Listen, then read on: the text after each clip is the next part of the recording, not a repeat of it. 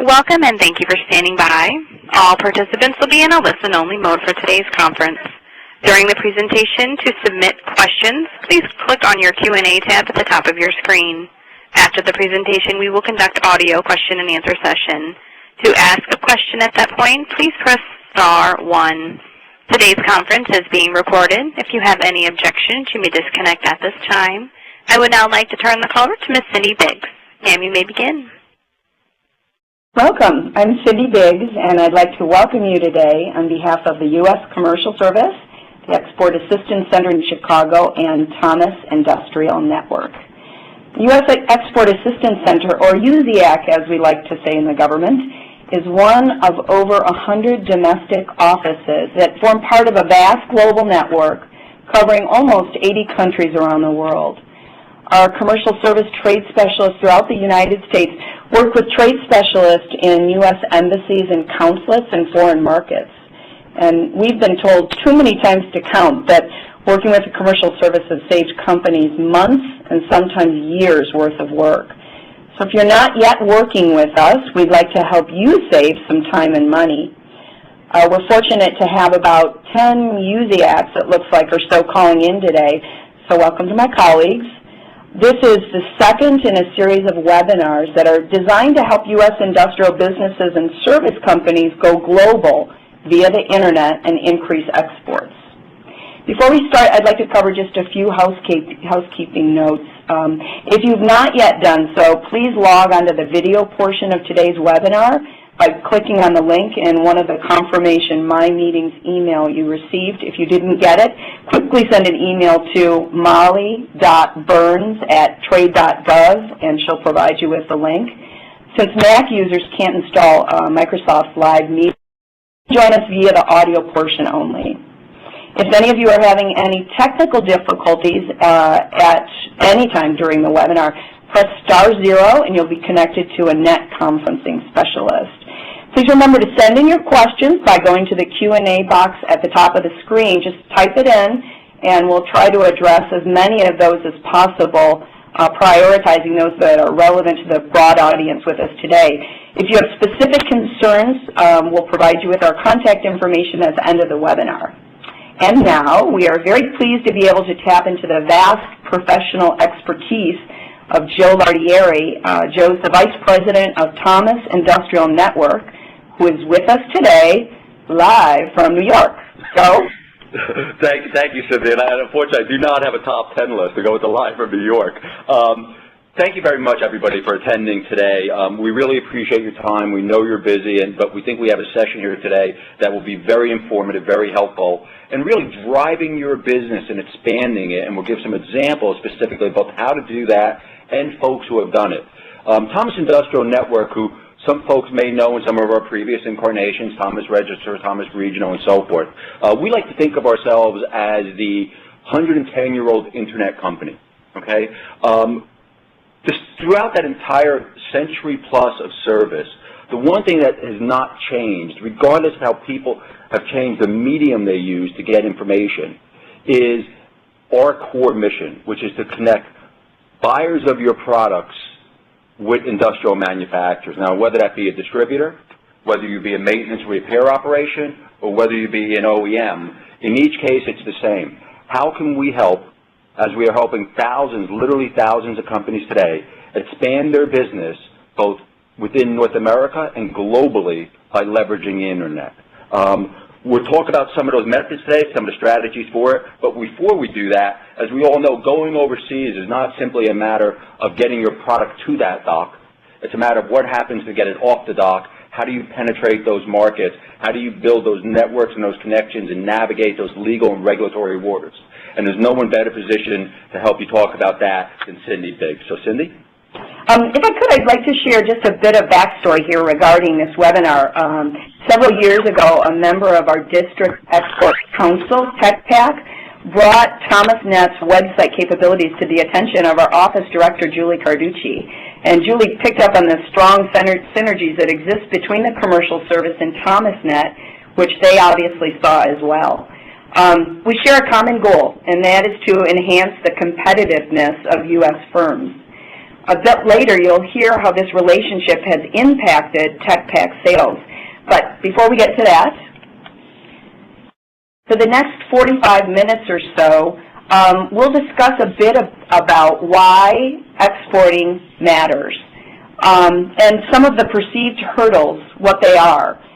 Joe is going to look at the basics of online industrial trade and walk you through creating the most successful web strategy, which will allow you to more effectively tap into sales opportunities both here and abroad. We'll close with a couple of examples of two small firms that have successfully used both ThomasNet and the commercial service to dramatically increase their sales. But first, as the only U.S. government agency that's dedicated exclusively to export promotions, exports matter to the U.S. Commercial Service because we know that exports equal jobs, and job creation is what we do. One of the manufacturers I work with quite a bit had to increase his workforce 24% last year alone because he began exporting his machines to several foreign markets. But why should your company care about exporting? To me, that's pretty simple. If you're not exporting, you're missing out on 95% of the world's population that resides outside our borders. So by tapping into a much larger marketplace, you increase your probability of selling more. Industrial businesses that export can weather domestic downturns far better than those who don't. And obviously, the more countries you export to, the more effective that strategy becomes. Now, if you've been exporting to Europe or Japan, for example, you might be a little bit concerned about market changes that are taking place there. You could consider adding some emerging markets into that mix. For example, economists predict that 60% of economic growth in the next 5 years will take place in Brazil, Russia, India, and China, the so-called BRIC nations. And the U.S. Commercial Service has a large team of trade specialists in more than one city in each of those markets. There's a first-to-market advantage in many countries and industries, and you don't want your competitors to get there first. Despite the United States' low export numbers in comparison to other exporting nations, more of you are starting to export. In 2010, the $1.83 trillion export of U.S. manufactured goods and services represented the second highest annual total on record. It grew a whopping 17% over 2009. Exports as part of our gross domestic product grew from 11.2% in 2009 to our current level of 12.5%. But we still lag behind India, China, Canada, Germany. Germany represents 40%. So we're here to provide you with a customized solution to change that equation. So if exports are growing, why aren't more of you exporting? These are some of the challenges that companies say prevent them from exporting, which might explain our low export numbers in comparison to other countries. In fact, of the nearly 30 million businesses in the U.S. today, only 280,000 of them export. And those who do export, 58% export to just one market. Not surprisingly, it's Canada. So imagine how many U.S. jobs we could create if those companies alone began exporting to our other NAFTA partner, Mexico. You might be surprised to learn, as I was, that 97% of U.S. exporters are like many of you on the call today. They are SMEs, small to medium-sized enterprises, with 500 employees or less. The U.S. Commercial Service has been helping SMEs to export for over 30 years with customized solutions to address each one of these challenges. And I want to be sure to leave plenty of time for Joe. I won't go into too much detail here on what those products and services are, but suffice to say, export-ready U.S. manufacturers and service providers, a host of services which your local commercial service office, the U.S. Export Assistance Center or USIAC, can walk you through. Everything from free market counseling, market identification, matchmaking services to help you find the right joint venture partner, agent, or distributor, due diligence on potential partners, advocacy. We provide you with the tools and contacts to enter a foreign market and then be successful there by plugging you into a global team of experts both here in the U.S. and in 80 U.S. embassies and consulates abroad. We're mandated to cost recover on some of our services. Many are free. Some start as low as $700 and come with a money-back guarantee. And yes, a U.S. government employee just said that. So to find your local U.S. Export Assistance Center, just go to our portal, which is www.export.gov, and type in your zip code. If you're concerned about protecting your intellectual property rights abroad, the Department of Commerce and the American Bar Association is offering U.S. FMEs a free 1-hour consultation with a volunteer attorney who can discuss intellectual property rights issues, as well as speak to specific countries you may be interested in. In our follow-on email, look for a link to request a free consultation. And with that, I will turn the screen back to the guy you really want to hear from, Joe. Thanks. I don't know what an offer of a money-back guarantee, Cindy. I don't know if I have quite combated that. But perhaps we can talk about how we can make a little money. You know, when we think about industrial buying and selling online, first and foremost, the thing to remember is the online buying process is not significantly different than the offline buying process. What changes is merely two factors. One is how folks get information, and secondly, how an electronic medium, your website, replaces what would normally be done by a human, either a salesperson, a marketing person, or what have you. You know, if you think about the steps of the sale, a customer identifies a need, they look for potential products, they look for suppliers, they vet through those suppliers, they develop a short list, they go through negotiations on pricing and T's and C's and the like, and ultimately make a purchase. Now, all of that can be conducted online, and some products and services lend themselves more easily to it than others. But one piece, in 9 out of 10 instances today, invariably occurs online. And what that is the initial search for solutions and products for what they need.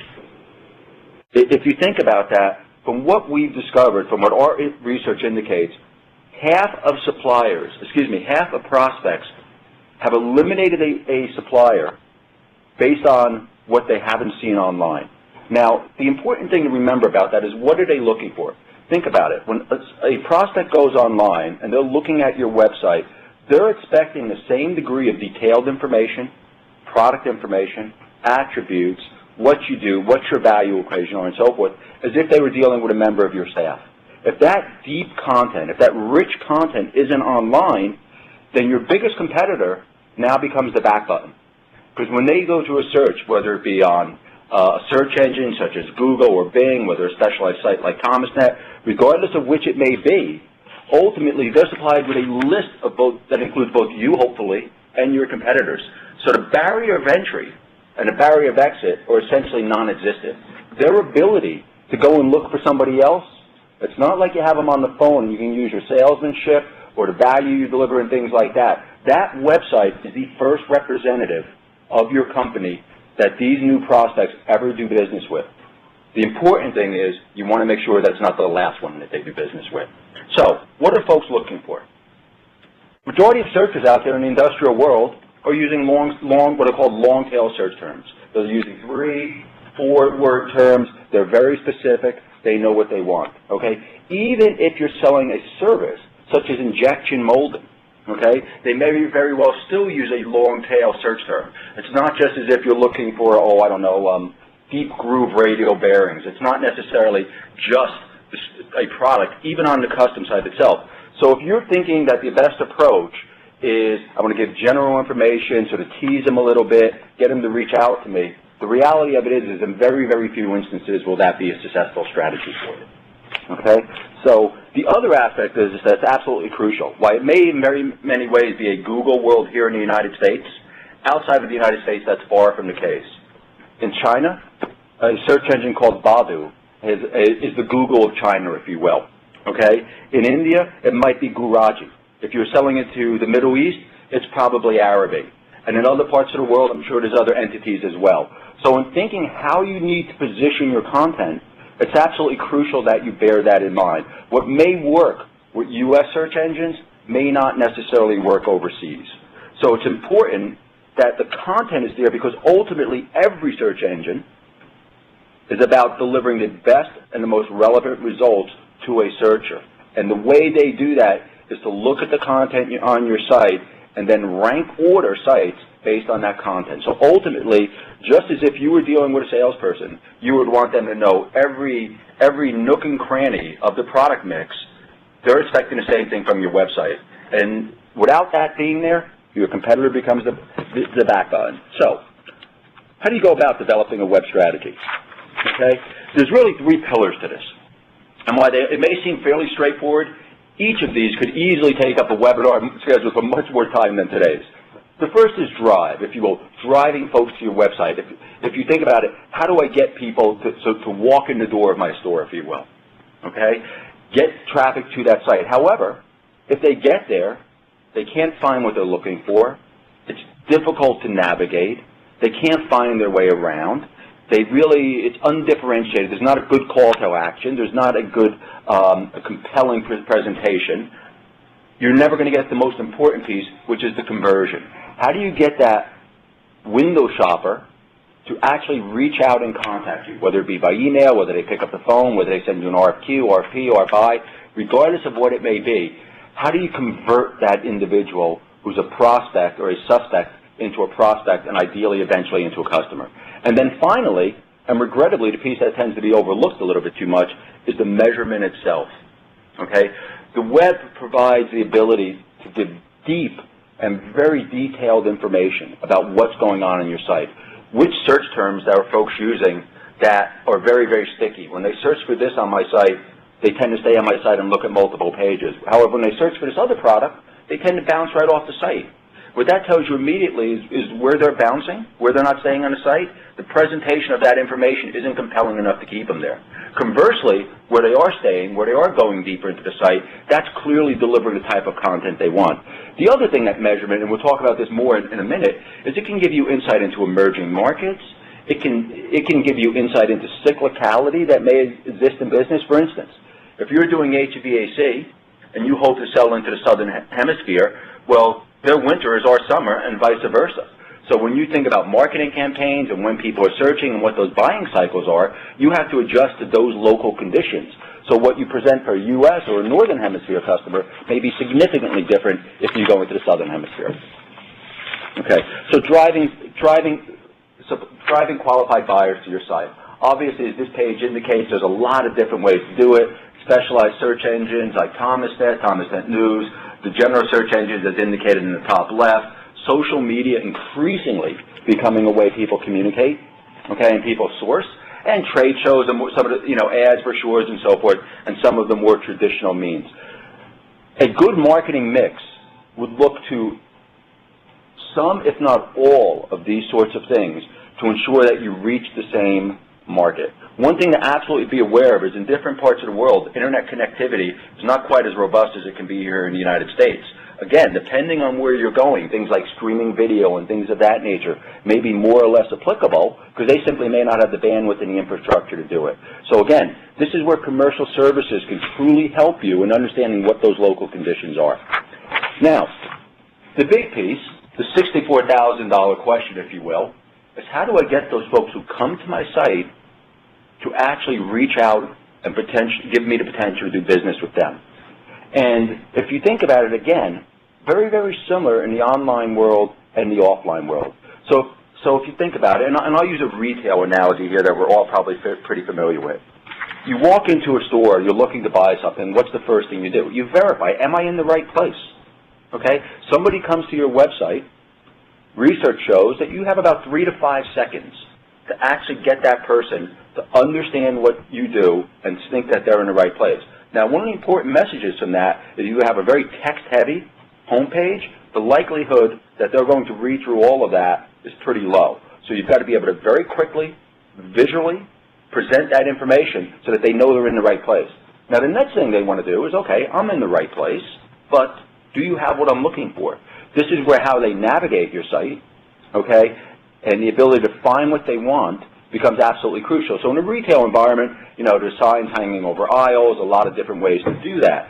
In the web world, they might do it a lot of different ways. They may search by application, okay?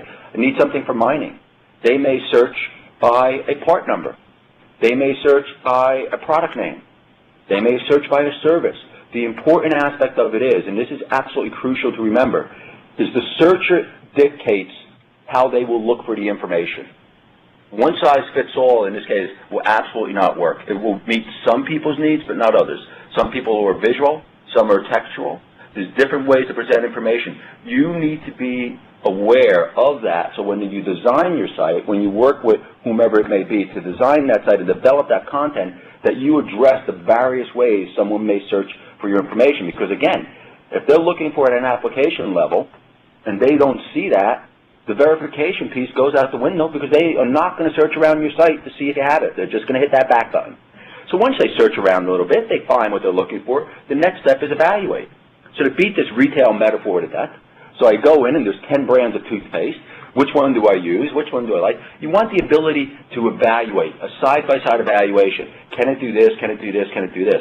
This is where deep content and the attributes associated with your product are absolutely crucial.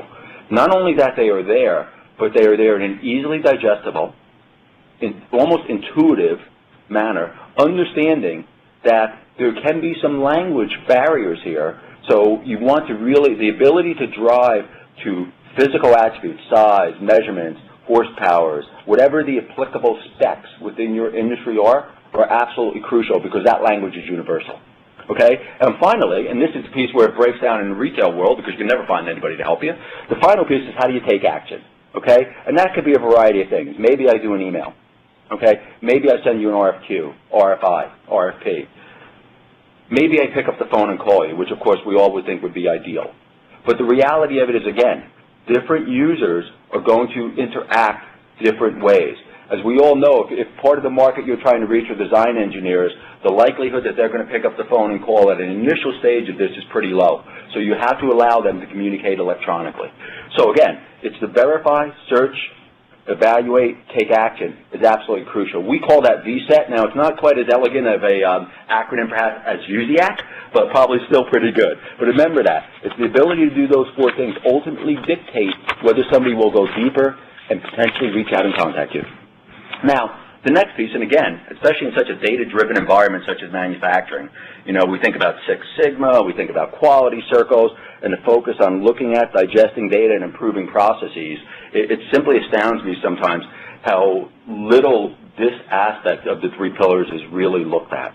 Okay, some of the things this tells you at a very fundamental level is what's working and what's not. You know, am I getting traffic for this part of my product set? If not, why? Am I getting the right sort of people coming in for it? Or are people staying on my site, or are people leaving? What trends do I see emerging in the market? Okay, what markets do I see emerging? You know, with the rapid development of a lot of parts of the second, what's been known as the second and the third world, understanding where new buying activity may come in is absolutely crucial. Perhaps a market you want to go into just has had significant improvements in their electrical grid. That may open up opportunities that simply didn't exist a few years ago.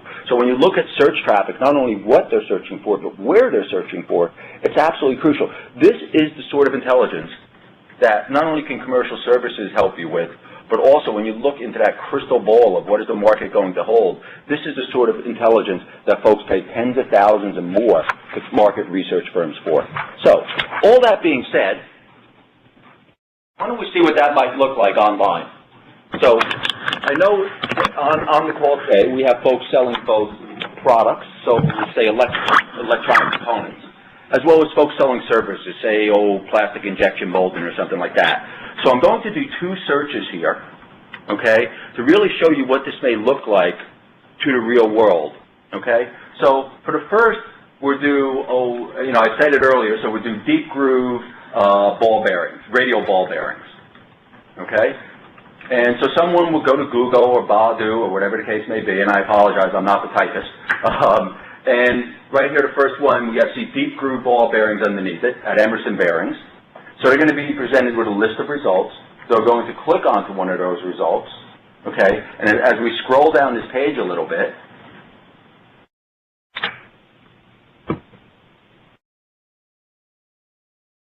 what you see here, the information about a variety of these particular products. Now, in this case, it's coded by their product serial numbers, the 6000, 6200, 6300, and the like. Okay, but what you see here, you see information about the what it does. Also, you see on the left of the screen that there's a variety of different products listed here.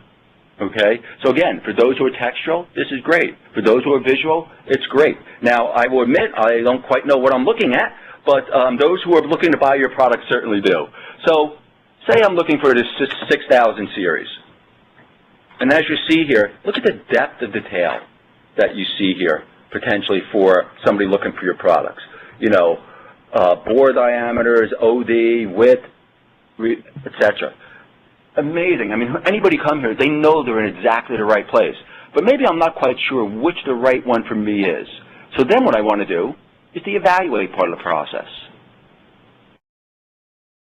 Okay, so I'll just click these first three. Compare here. And what it will do is take that same information and present it in a format very digestible for the buyer. Somebody who's looking for a radial ball bearing knows that they're in the right place. They know that this company can accommodate their needs. So what's next? Hey, and here's the most important part. I want to get a hold of them. So I decide I want the 6000 series. I click that. I request a quote. And it now brings me to a screen allowing me to do that, asking quantities, getting prices, and so forth. So if you think about what I talked about before, immediately you do a search, you immediately come to the site, you know you're in the right place, you verify. You have the ability to search and find exactly what you want. You then have the ability to evaluate side by side without clicking between screens and printing things up and having to lay things across the table or your desk so to see what's there. And then you have the ability to take action. Very, very quick, and all that took, even with my talking, it took about a minute. And that's the other thing to remember. When you think about time on site and what people are expecting, in the web world, 2 to 3 minutes on a site is a lifetime. Okay? As you saw, what you saw right here, very, very quick. Your opportunity to capture that prospect's interest and get them to speak with you is very short. So therefore, the information has to be exactly what they want in a format that they like that allows them to do what we've talked about today. So this was a search for a product. But let's say you're in, let's say you sell a service company. Now that's a different dynamic. In a product world like this, I can send in, hey, here's what I want. I know it's exactly what I want. Give me back a price. Conversely, in the service world, the conversation really begins with what I'm trying to do is, and this is where your expertise becomes your differentiator and the value you can deliver to these customers. But the process itself is very, very similar. So say I'm looking for, custom wire forms. Okay? What I'll see here is I'm looking for custom wire forms.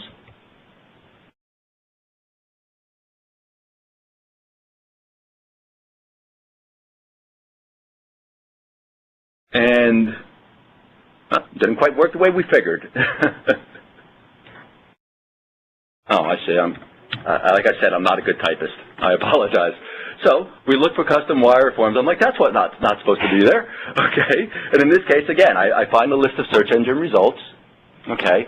This brings to a company out of Chicago called Keats Manufacturing. And again, what you have here is information specifically on what they did. Now, in this company's case, they actually have what's called portfolios in there. These are some examples of what we do and how we do it. Okay? And again, very prominently displayed, request a quote, of course, or one could go ahead and call through. But the key to all of this is in each of these instances, somebody has gone online looking for a specific product or looking for a type of service without a clue of whom they're going to contact. But the ability to provide the information to be found, so you drive the traffic to the website, to provide information that then converts it from, gee, I came here and I left, to instead I reach out and contact the customer, ultimately is what's going to drive dollars to your bottom line. So with that, let's talk a little bit about a couple examples of folks who really did enhance their bottom line. The first company I'd like to talk about is a company called Aero Industries. Okay, excuse me as we change over the screen real quickly.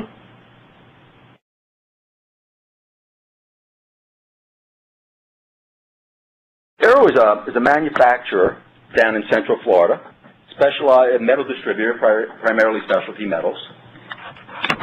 The president of the company, run by Nancy Simmons, bought the company in 2004. They were doing well, but however, there were clouds on the horizon. Okay? Primarily, 85% of their business came from the U.S. Department of Defense, and specifically NASA. Okay? For those familiar with that part of the world, large aerospace presence due to the space program that's been down there since the 60s. However, with the coming discontinuance of the shuttle program, Nancy realized that unless she could bring in new customers, things were not looking very bright for her business. So in looking at that, we were able to work with her and determine what's the next steps for what I need to do. So how do we bring in not only more customers, but then get those customers, the prospects, but get those customers to convert into prospects. So in working with Ms. Simmons, initially we worked with, on our site called thomasnet.com, in order to actually drive traffic. So these are folks, and just like we saw in the search engine, same process. They go there, they search for a specific product or service, and they find companies that can provide that service. So what we found is we were driving a significant amount of traffic to the site, but Nancy's concern was, I see all these folks coming in, but I don't see really the percentage of people contacting me that I would like. So being a very astute business person, she said, you know, we need to enhance our site, and what you see here is a representation of their homepage. Okay? Excuse me. And to say that the results from this, from deploying our Navigator platform, which is our proprietary technology for these online catalogs and search functionality, has had a significant boom to her bottom line. Okay? To put a number to that, okay?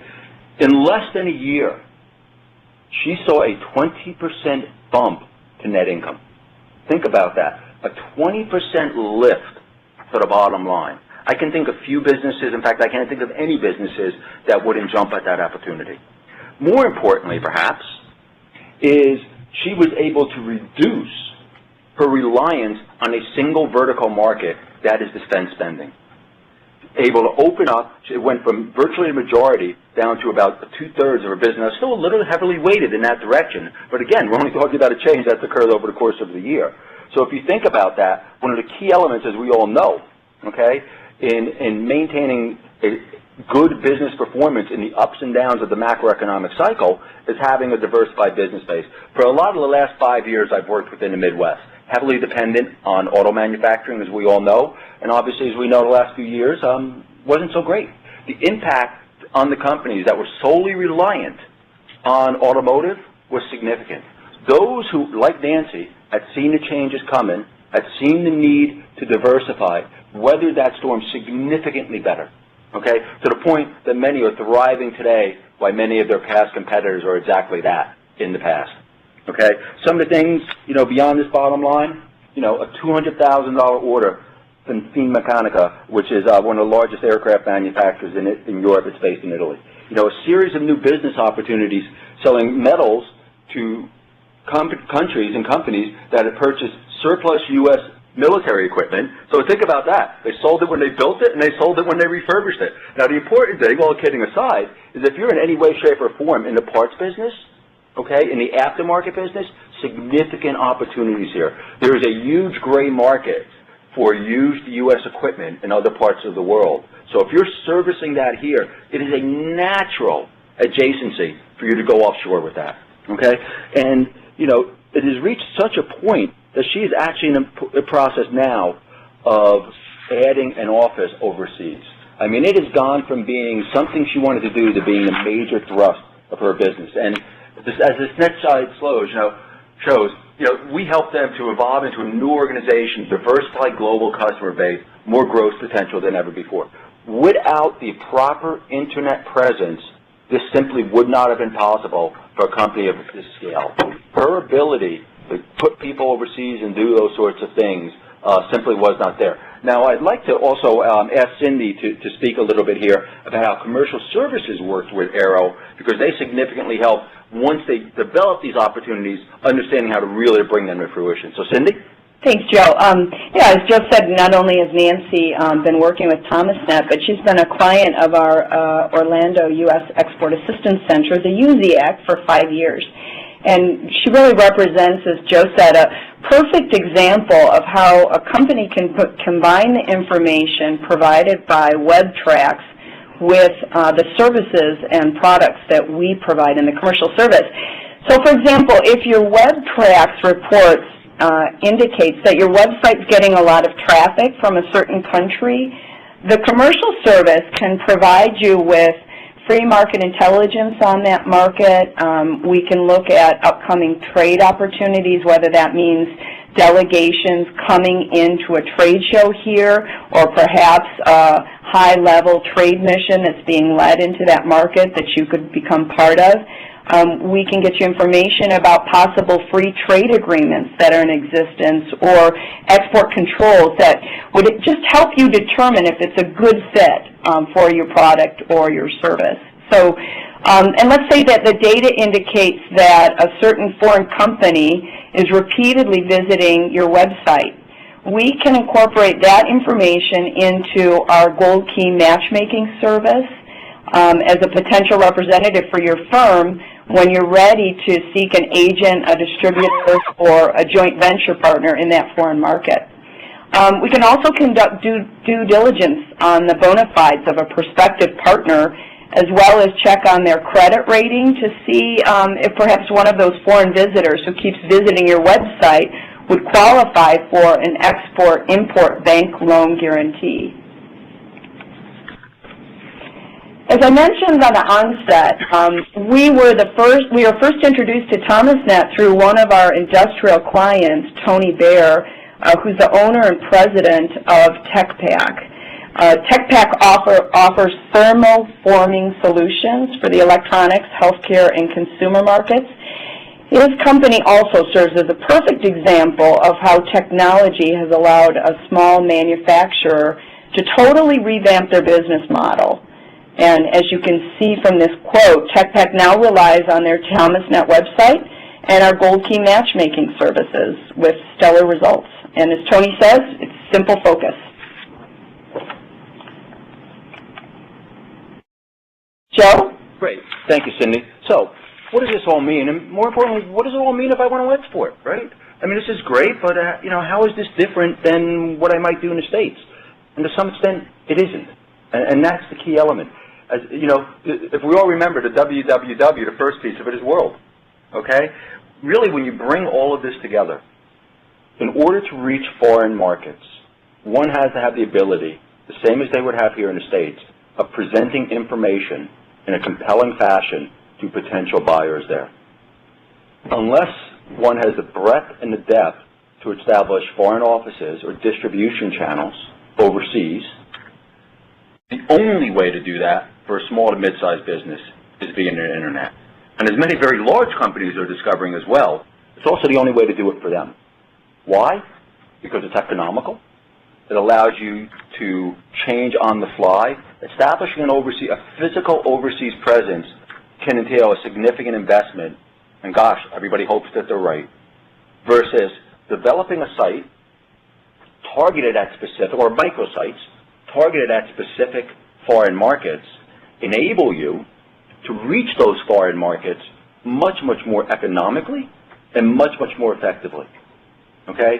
And then working obviously with commercial services to tie it all together to navigate what's necessary to be done once you're on the site there. So, in summing it all up, we feel we offer a great solution in helping companies do this. Are there other companies out there who do it? Absolutely. Do I like to think we're better? Absolutely, but that may be a little bit more subjective than objective. I'll be honest enough to say that. But I think the important point with all of this is to look at the right vendor, the right partners to help you reach those foreign markets. And in order to do that, they need expertise in a few areas. Okay? You need expertise on the regulatory, the matchmaking, and so forth, and clearly commercial services is better positioned, candidly, than anyone to do that. Okay? Secondly, you need folks who truly understand the Internet and what to do there. And then you need folks who understand the industrial buying process, because it is different, not only from other B2B, certainly from B2C, but how is it done in the industrial world? As an example, just a very basic one. Most industrial purchases are buyer-driven. If I'm selling industrial ovens and You don't need one. It doesn't really matter how good of a salesperson or how good of a product I have. You don't need one. However, when that customer, potential customer, is in the market for that product, it is absolutely critical that you get that opportunity to put your best foot forward, because there may not be another opportunity for years or decades. So, with that, we'd like to open it up to questions. Many folks have sent some in, and I believe we have some teed up here already. Yes, in fact, we have our first question in, which is, I am interested in exporting my custom pumps to India. What can I do on my website to help, Joe? Okay. Well, in many ways, a lot of what we talked about here today. Present proper content, easily navigable manner, okay, that will enable folks to both find your site, but more importantly, once they get to your site, understand exactly what it is. Now, if you're on the custom side, more often than not, it's products aligned with a particular application. So if that's the thrust of what you're doing, that first presentation would probably want to be a little bit more application, agriculture, water filtration, water purification, in a country like India, than maybe just product-driven itself.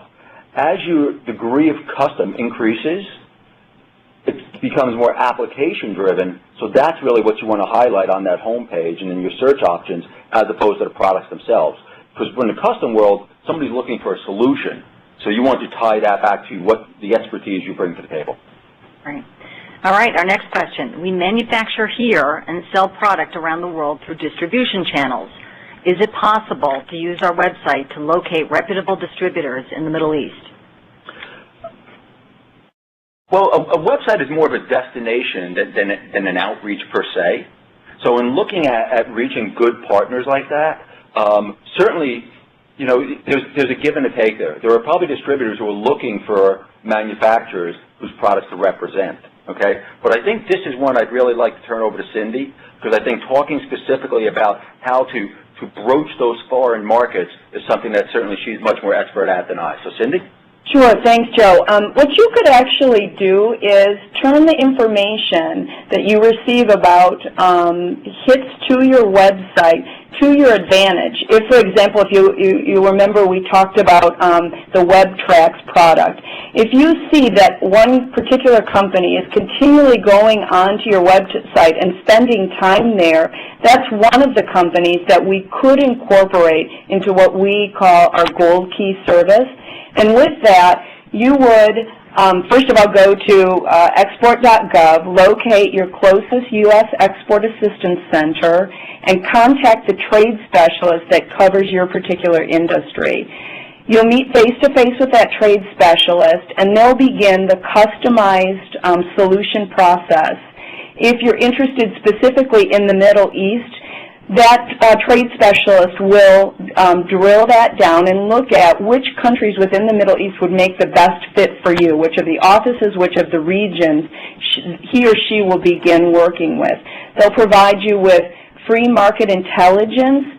They'll provide you with perhaps delegations that are coming to one of the trade shows that we certify here in the United States. So you could go to the trade show wherever you're located and meet with companies that are now working in that market in the relevant industry. If you have the resources to travel to the region of the world that you're interested in, then we would set up the Gold Key matchmaking service, and that's where you fill out a 2-page sheet, and it's a description of your perfect joint venture partner, agent, or distributor. We send that information to the trade specialist. Let's say you're interested in entering into Qatar. We would send that to the trade specialist at the U.S. Embassy in Doha. The trade specialist would take a look at it and say, absolutely, this is a perfect market for your product. You would set up a time frame when you would travel to that country, and the trade specialist casts a really wide net looking at all the companies in their database that fit your description of the joint venture partner, agent, or distributor. You send down product literature, because we know that in many countries you still have to have something to hold on to. They can't just go to your website.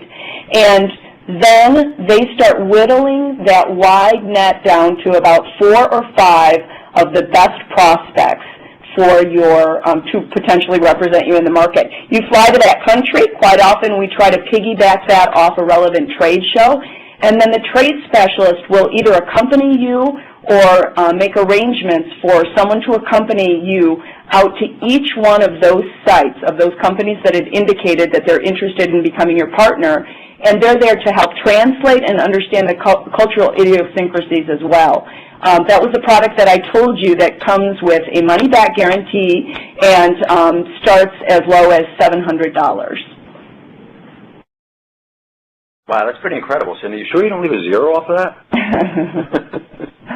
Okay, our next question is, no one buys my products directly online. I go to engineers.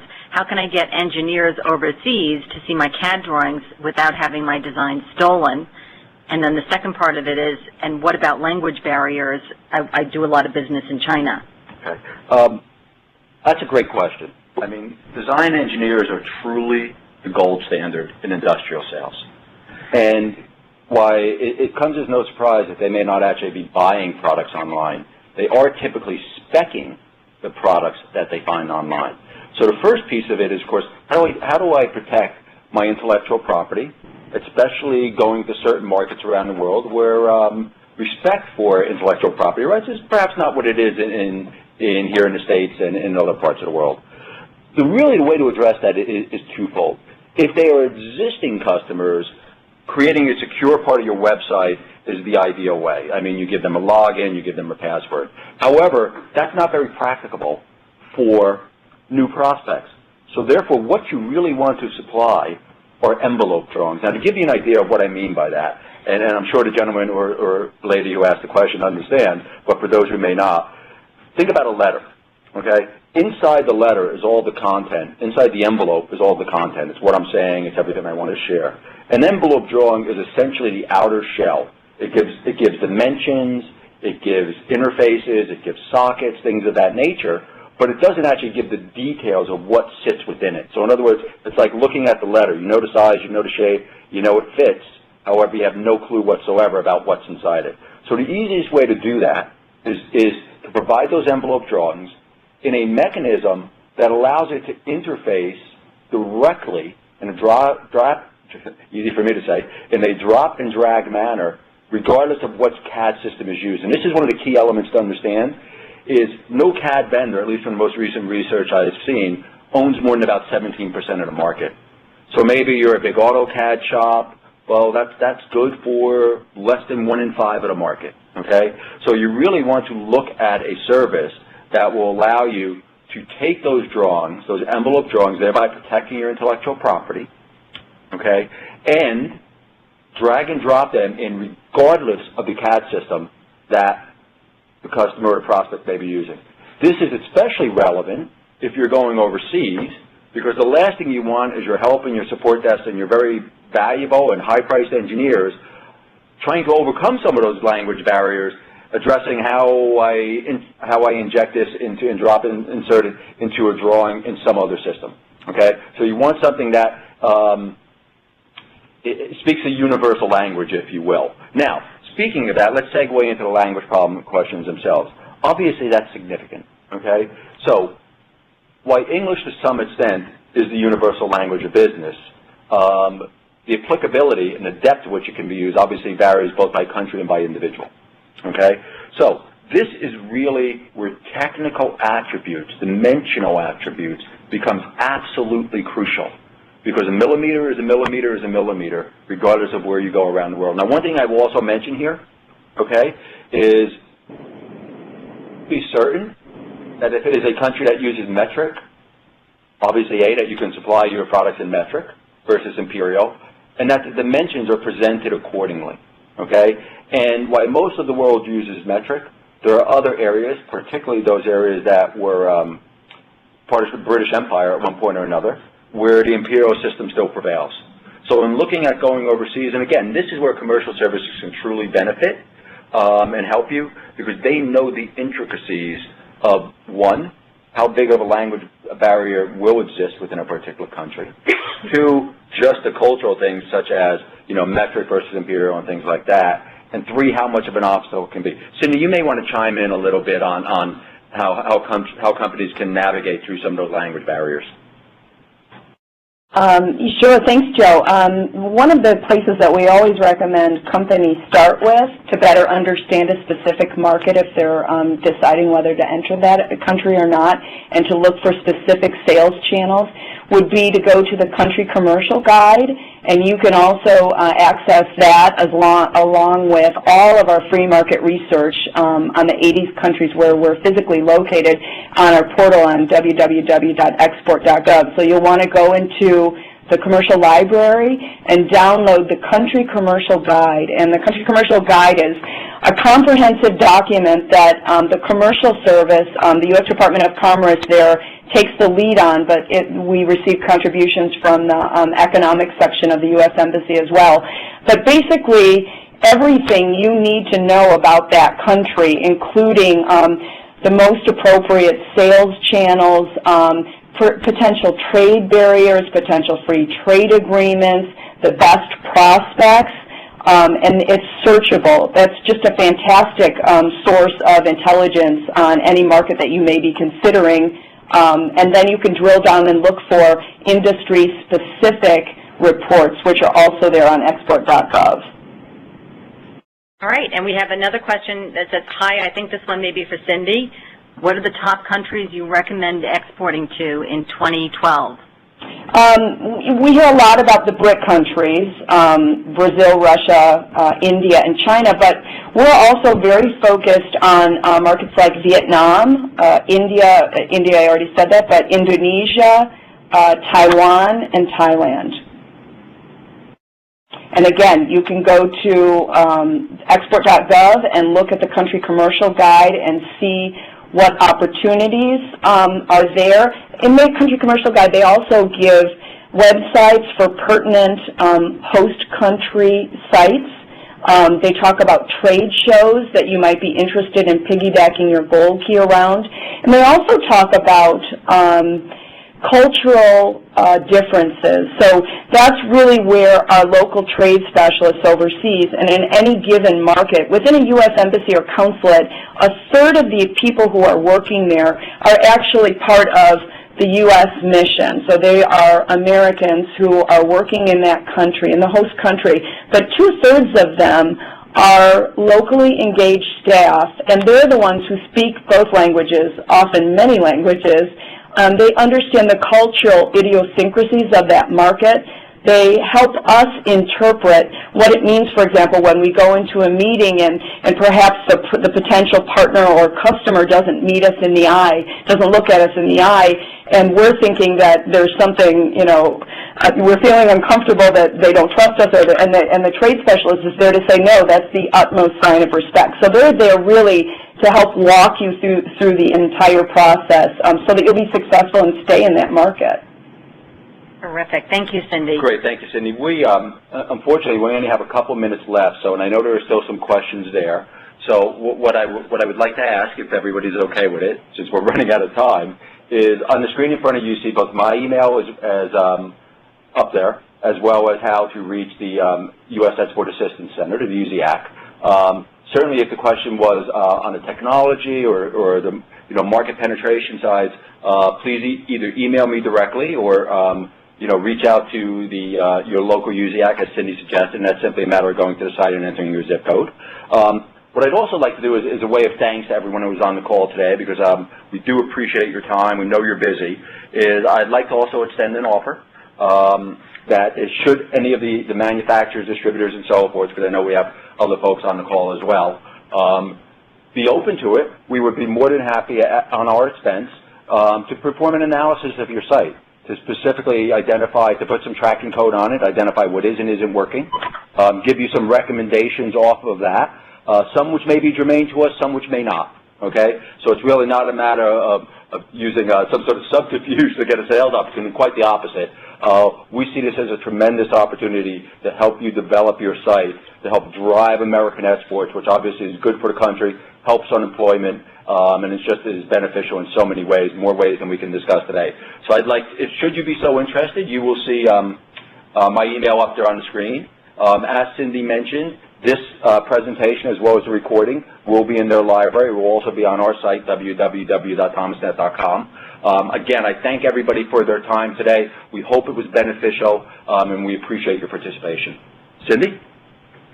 Thanks. As Jill mentioned, if you're interested in learning for free the basics of exporting, just go to our portal, export.gov, and you'll find similar webinars like the one you just participated in. And I thank you so much for taking the time to join us today, and we look forward to working with you. Thank you very much. Thank you for participating in today's conference. You may disconnect at this time. You're down to...